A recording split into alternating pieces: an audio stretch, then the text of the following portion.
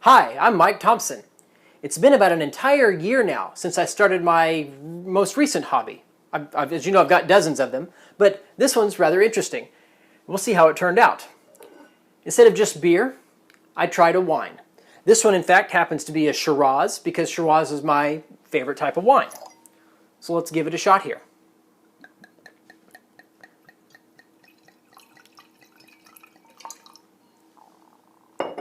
Now, supposedly this is a 4-month wine, and at that time it was still a little bit tart. This has been nearly a year now since it started fermenting, and so we can see here.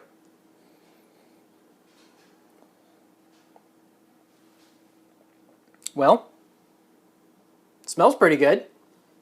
Let's see how we do.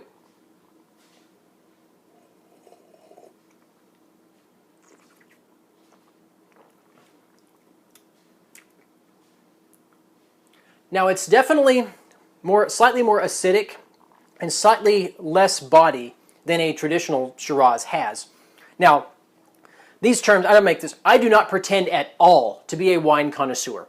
I can tell you in a blind taste test whether it's red or white, and I can tell you how much alcohol is in it to within 0.5%.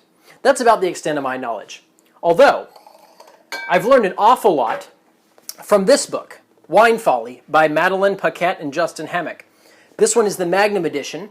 I also have the regular edition. I highly recommend this one. It's just got so much info about how to taste it and everything. And then, of course, it's got this giant database in the back of all the wines and where they come from and aromas you're supposed to have. Anyway, I don't care about anything back there. What I'm looking for is up front and how to taste wine, how to pair it with stuff. And I've learned an awful lot. And I'm never going to even attempt to become a sommelier or anything like that. But this has been a really fun project, and honestly, it didn't turn out all that bad. Like I said, it's slightly more tart, astringency is about the same, and it's not quite as full-bodied as a typical Shiraz would be, but of course then there's varieties, of all different types, all over the world. So this worked out pretty well. It was rather easy. Let me show you how I did it. So I've got this Grand Cru. It's a Shiraz here, you can see. Peel here and retain for your records. That peels out. It's just a sticker. It's got information on it. I don't know what good this information is, but I'll do that later. Let's open this up. We've got what looks like instructions, some wood chips and things, and various other whatnots. And then a giant bag of grape juice. Okay. Well, so let's set this aside. And let me rearrange this so you can see it all here. We've got a whole bunch of weird stuff. I'll give you a close-up here, maybe.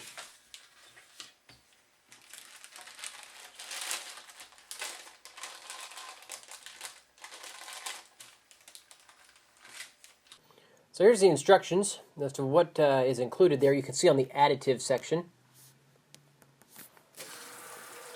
Now, of course, I'm starting with sanitizing. I got to sanitize my bucket. That's the most important thing. With beer, too. I'm going to make 2.5 gallons of Star San for right now, where I would normally only make a gallon or so. I'll make 2.5 in this bucket here, get it all nice and clean, because I'm going to need this later for stuff. So make sure to get all the foam up here on the walls. Like so, that looks good. Round and round. Okay, get the lid here too.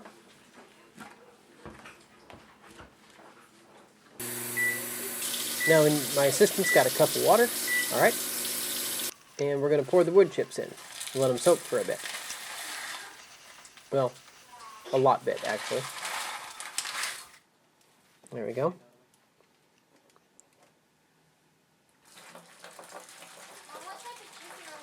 And now I got to add water to my bucket. Lots of water. Bentonite is the first thing that goes in. The only time I've ever seen this before is like with bentonite clay. And I'm going to stir the heck out of this. Stir, stir, stir. That looks disgusting. And in with the grape juice. Oh my.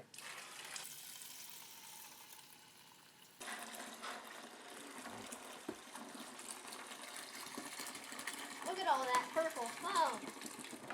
Boy, that's going to be neat. How about that? I'll make sure I get it all here. Don't get it on the floor or anything, or on you. It'll Now stink. let me I'll rinse this bag and then pour the rest of that in. There we go. Now I think I got it all. Much better. Yeah, I'm going to save it. I think I'm going to save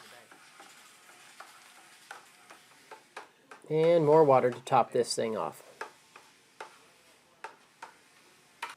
Okay, now we're... Uh-oh. Well, we're a little high. So I'm going to let this sit and cool down before I add the yeast.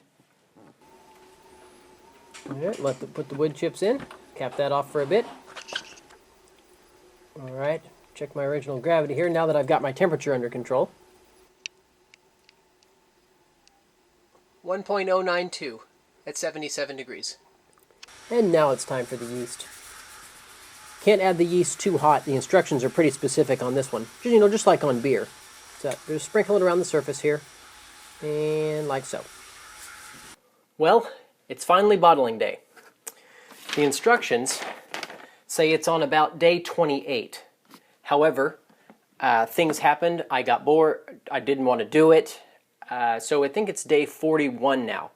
Although the guy at the store says that you can leave it in there, way longer than day 28 if you want. Day 28 is the minimum recommended time. And in case it's not clear by then, because it has to be crystal clear before you bottle it, somewhat unlike beer, you can leave it a few extra days after day 28. Well, I'm well over that, so it should be totally clear. So I'm going to go ahead and bottle it regardless, because I need the space inside my little fermenting fridge. So I think it's going to be all right. And of course, if it's not, well, we'll just wait a little longer. So I've got my sanitizer mixed up here in my bucket with my, I don't need this anymore, but it's still there.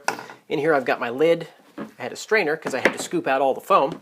So what I'm going to do now is simply pour this into here after I sanitize around the rim, because the next step will be to transfer. Wine requires more racking than I do with my beer, but I've got to transfer the wine that's in the fermenting fridge from that bucket into this bucket. This is my bottling bucket for you beer guys. And then I'll siphon this then into the bottles. So let me get this here all nice and sanitized. I'll just go ahead and put this thing in here. This is that funny little stir stick, or the degassing wand, rather. Let me go put all this stuff out of the way. I don't need it. Go right there. All right. Ordinarily, I wouldn't mix up 5 gallons of Star San, but for all these bottles to be able to submerge inside my big Rubbermaid tub here, I needed a decent bit.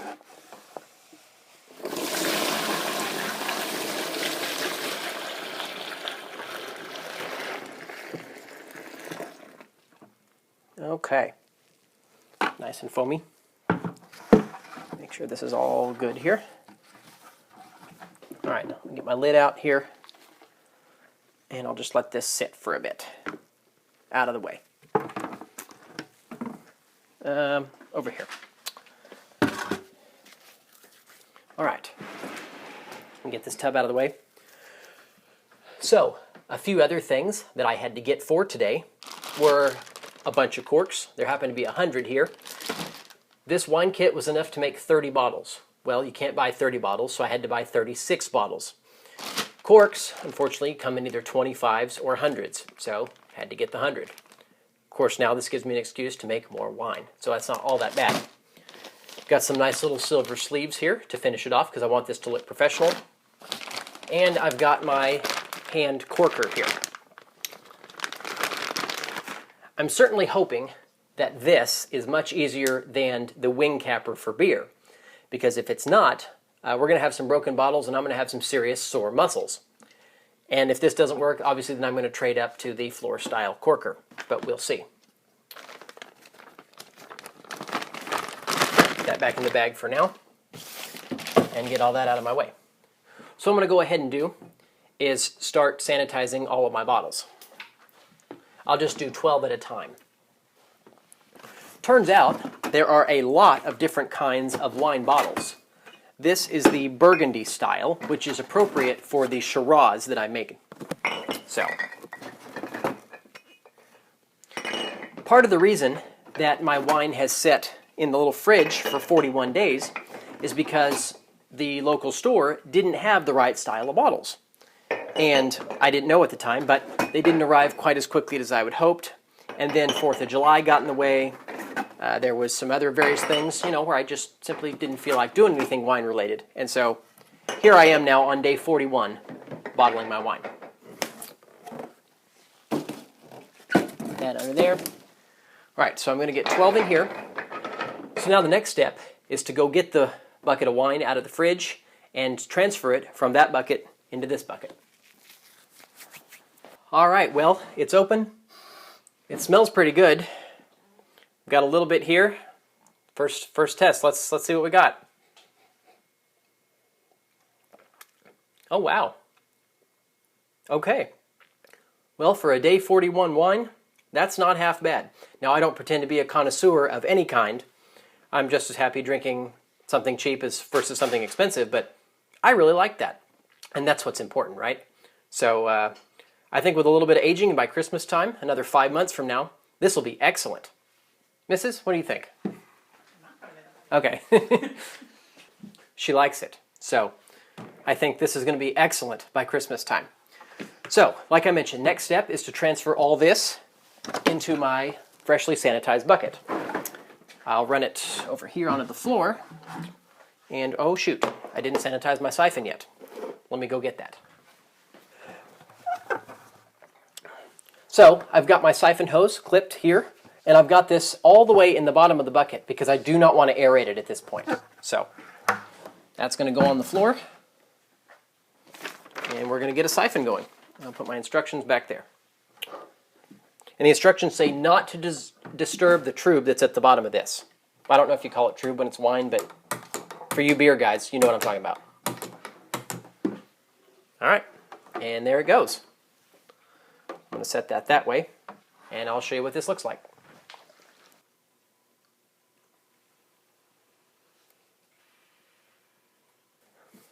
All right, and while that siphons from here to there, I wait, and I'll make sure that all my bottles are ready to go. Also, I need to get my corks soaked because apparently they're easier to stick in there when they're wet. So I'm going to go ahead and sanitize all my corks. Well, not all, 12 at a time, because that's all that's going to fit in here.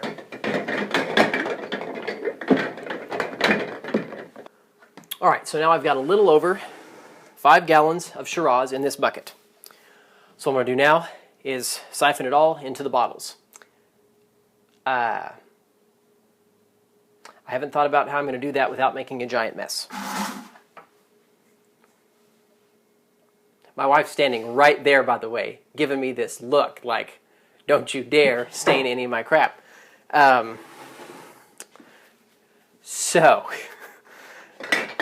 obviously I have to put the siphon in the bucket because this one doesn't have a spigot inside at the bottom there like some of my other ones do. Let me re-sanitize this one more time.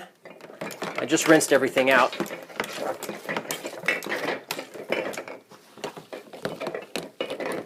Okay.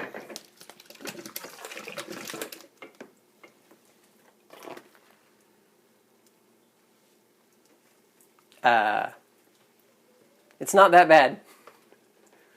It's just a little water.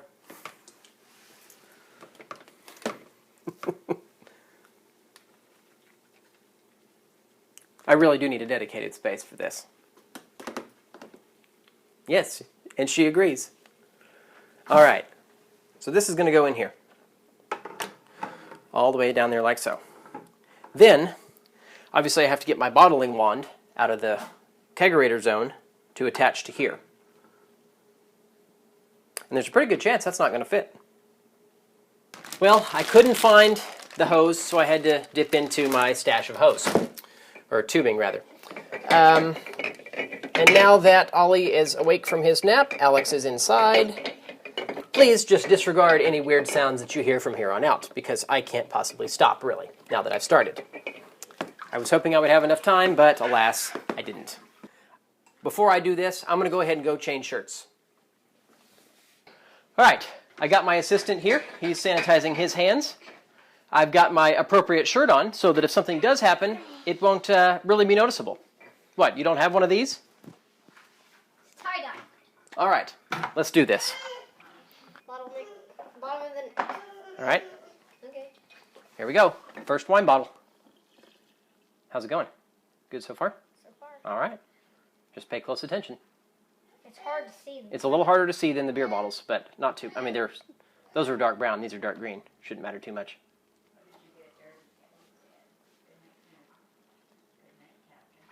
All right. Okay, and when you pull the wand out, the wine should be at the bottom of the neck, ish. Pretty good. Wouldn't you say? Yeah. All right, cork. Is this one soaked? Yeah. Wedge. Okay. So we're going to put our cork in. Doesn't seem to have a preference. Put that in there. And that's going to go down like so. These don't seem to be the same. Okay. Okay. Let me get the cork centered on my little plunger here.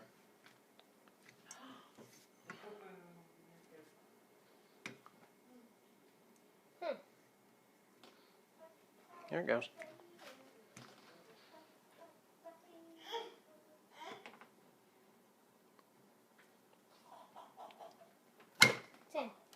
And it's Okay. pretty nice. That's not too bad. No? All right. Continue. Continue. So it's not too bad? That's not too bad. I can do that. Well, that wasn't too terribly bad. It was easier than a wing capper with the beer, but we're going to go ahead and try a few more. Maybe I'm going to get used to it, and at the very least, I'm going to build up some biceps. But you see, it really wasn't all that difficult. So you can see here, I ended up getting the equivalent of 25 bottles instead of 30. But that's still a lot of wine. So I'm going to slip my little heat shrink sleeves over the necks here, and then give them a spin as I hit them with the heat gun. That's looking pretty darn professional, if I do say so myself. And maybe now I'll stick a label on them. Who knows? But that wasn't too bad. Now, if you're at all thinking about making your own wine or you just want to know more about wine, then I certainly recommend that you get this book, Wine Folly, the Master Guide. This is the Magnum edition. I had the standard edition for the last year or so, and when I found this one, I realized it's got so much more info in it. It's got it's got more info about tasting, what pairs with what.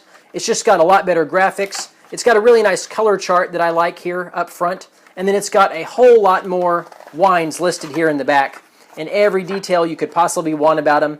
The graphics are amazing in this. No wonder it won the James Beard Award. But if you just want to know more about wine, I'd certainly recommend this book. Or if not this book, then get the other book. Of course, they'll be happy if you're like me and you got them both. But this is really, really great, and it helped me in my journey making wine, and now I know at least how to taste wine properly. My taste buds and nose are not that sensitive. I'll never be a super taster, so even though I know how to taste it properly, I still can't pick out all the aromas and stuff that my mother-in-law claims she can. So, you know, that's kind of whatever. I just know whether I like it or not. I know I like making it, just like I like brewing beer. The challenge and the learning aspect of everything is just, that's why I do stuff. But you can see it really wasn't all that difficult at all. This is something you can definitely do yourself. Just don't be afraid to try. But go ahead and subscribe if you haven't already. I'm Mike Thompson, and thanks for watching. I really appreciate it.